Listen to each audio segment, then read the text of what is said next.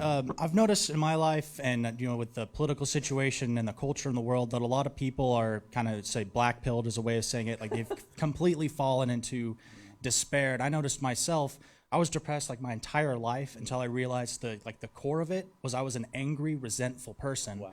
So my question is, and I learned that from Jordan Peterson in the story of Cain and Abel in the Bible, and I was wondering, what ways could, me personally, because I still struggle with it, and other people, like how can we prevent ourselves from falling into this kind of angry, resentful feeling that a lot of people I know, a lot of my peers have?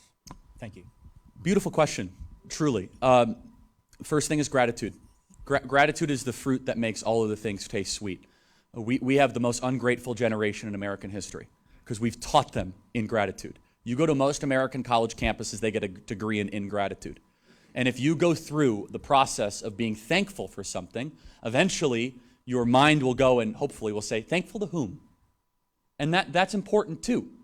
So I'm a big believer that the 10 Commandments were given to us as a way not just to prevent against our nature, but make us happier and allow us to flourish. And I believe the 10 Commandments are instruction manuals for individuals and society.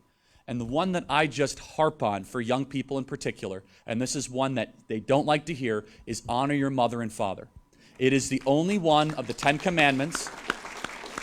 It's the only one of the 10 Commandments that involves your nation and a promise. Because it's not honor your mother and father. It's honor your mother and father so that you may live long in the land of which you are in. Now that word honor is very interesting. You are not commanded to love your parents. It does say that in the New Testament, but in the 10 Commandments it does not say that. It doesn't have to say you have to be your parents' friend. Now that word honor comes from a Hebrew word, the stem of it, which means heavy. You must treat them heavily. And I say, well, that doesn't make any sense. Well, here's a better way to explain it. The Hebrew word for curse is the word light. So if you were to curse something, you would treat them lightly or not seriously. What the Bible is commanding you is to take your parents seriously, is to take that relationship with heaviness, with intent.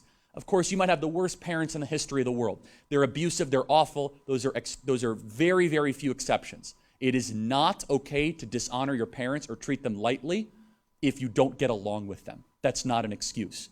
I believe, this is just a side note, that if you cannot honor your earthly parents, you'll not be able to honor your heavenly Father. I believe it is the earthly intermediary step to be able to honor God himself. And I think as a civilization, we've kind of turned our back on that. So kind of also the idea of cynicism and apathy. Are you a Christian? Yes, sir. Awesome. So we as Christians are not allowed to be cynical and apathetic. If you're secular, I have a different answer for you. But as definition as Christians, you have to be hopeful and you have to be optimistic, or else you're not a Christian. And that requires effort. It requires daily effort, where you remind yourself, we know how the story ends, that there is eternity waiting for us. There's a God who loves us, that we're born new. That changes the black pill really quickly. And the final thing I'll say with this, which is just kind of a good practice, is that this will not fix all of your problems, but I am a believer in this with young men in particular, is do not discount your physiology. What you eat, whether you do drugs, whether you do alcohol, how much you sleep, how much are you consuming of screens? Do you understand how dangerous dopamine addiction and dopamine deficiencies can be?